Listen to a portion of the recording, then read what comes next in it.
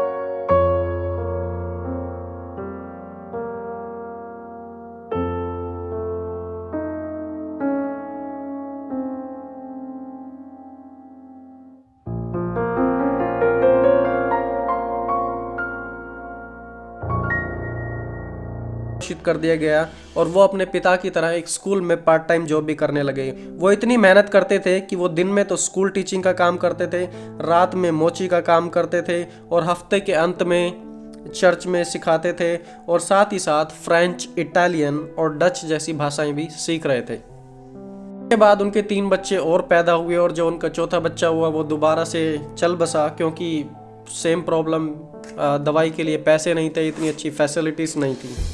एक दिन परमेश्वर ने विलियम कैरी से बात की, यशाया 54 उसका 2-5-6 के द्वारा।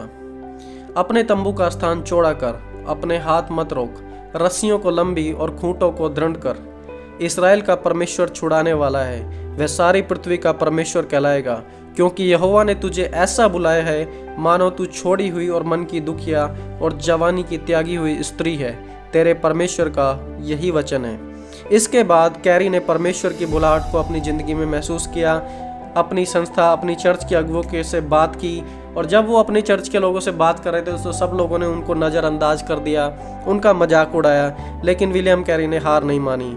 उन्होंने अपने दर्शन को लिखा और बाइबल से भी लोगों को बताना शुरू किया कि परमेश्वर चाहता है कि हम जाएं और जाति जाति के लोगों को हम चेला बनाएं, हम उन्हें यीशु के बारे में बताएं, उन्हें पिता, पुत्र और पवित्र आत्मा के नाम में बपतिस्मा दें। इसके बाद बड़े बड़े चर्चों ने उन्हें इनवाइट करना शुरू कर दिया, उनकी बातों को सुनना शुरू कर दिया और सन 1792 में पहली बार यूरोपियन मिशनरी सोसाइटी का निर्माण हुआ।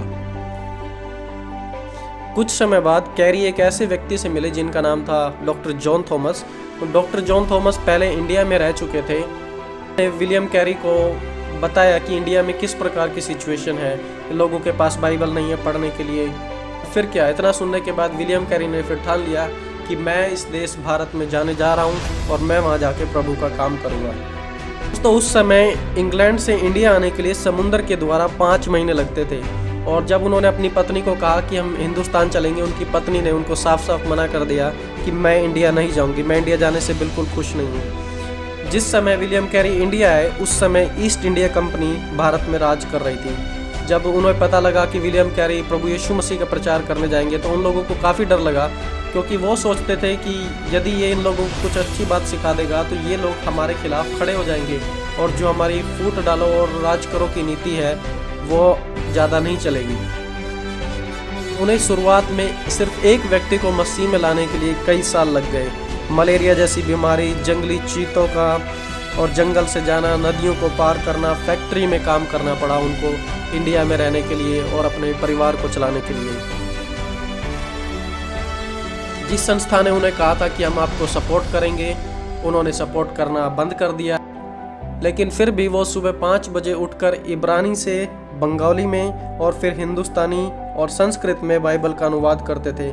उन्हें सन 1801 में मराठी, बंगाली, संस्कृत जैसी भाषाओं का प्रोफेसर भी घोषित कर दिया गया था। कैरी की सेवा का हिंदुस्तान में क्या प्रभाव पड़ा? दोस्तों, पहली बात, स्त्री प्रथा का अंत हुआ। सन 1799 में जब वो पहली बार भारत आए थे तो उन्होंने देखा कि किस प्रकार जब एक पति मर गया था तो उनकी पत्नी को भी उनकी चिता में झोंका जा रहा था। उसी समय कैरी ने ठान लिया था कि मैं इस चीज़ को ज़रूर बंद कराऊंगा और किसी भी औरत को ऐसे मरने नहीं दूंगा। और इस काम में उनका साथ राजा राम मोहन राय ने भी दिया था। दूसरी बात, सेरामपुर यूनिवर्सिटी आज भी इंडिया की सबसे प्रभावशाली बाइबल यूनिवर्सिटी है, जहां परमेश्वर के वचन की गहराई से शिक्षा दी जाती है। जी हां, ये यूनिवर्सिटी विलियम कैरी के द्वारा शुरू की गई थी। तीसरी बात, प्रिंटिंग प्रेस या किताब छापने की मशीन, ये भी कैरी ने शुरुआत की थी और इसके द्वारा 2,13,000 वॉल्यूम छापे जा चुके थे विलियम कैरी के समय में। एक बार उनकी मशीन जल भी गई थी तो भी उन्होंने हार नहीं मानी, उन्होंने दोबारा मशीन बनाई और दोबारा से परमेश्वर के वचन को छापना शुरू किया। डिक्शनरी, जी हाँ, उन्होंने इंग्लिश, बंगाली डिक्शनरी भी बनाई ताकि लोग और पढ़ सकें। भारत में पहला न्यूज़पेपर, जी हाँ, भारत में पहला न्यूज़पेपर विलियम कैरी की बदौलत अब बांटा जाने लगा था और आज हम देखते हैं कि हर जगह न्यूज़पेपर हैं। पंजाबी, मराठी, संस्कृत, बंगाली, हिंदुस्तानी जैसी बाइबलों का पूरा अनुवादन किया गया। दोस्तों, बड़े दुख की बात है कि सन 1834 में विलियम कैरी काफ़ी बीमार हो गए, क्योंकि उस समय इंडिया में ज़्यादा अच्छा इलाज तो था नहीं और काफ़ी बीमारी जैसे मलेरिया वगैरह फैल रहा था। तो उस समय विलियम कैरी बीमार हो गए और उनका देहांत हो गया। उनकी मौत के समय हिंदू, मुस्लिम, पंडित, मसीह, दलित सब उनकी अंतिम प्रार्थना में शामिल हुए। जब कैरी इंडिया आए थे उस समय यहाँ कुछ नहीं था।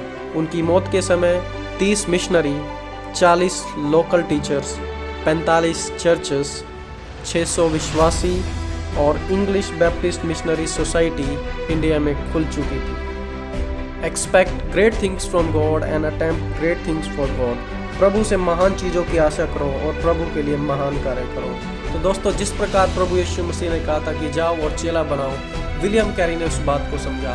तो दोस्तों, आप भी इस बात को समझें कि परमेश्वर आपसे क्या बताना चाहता है। विलियम कैरी ने अपनी बुलाहट को समझा, आज आप भी अपनी बुलाहट को समझें और वो करें जो परमेश्वर आपसे कराना चाहता है। तो दोस्तों, आज इस वीडियो में इतना ही। वीडियो को लाइक और चैनल को सब्सक्राइब जरूर करें। आने वाले समय में और ऐसी वीडियो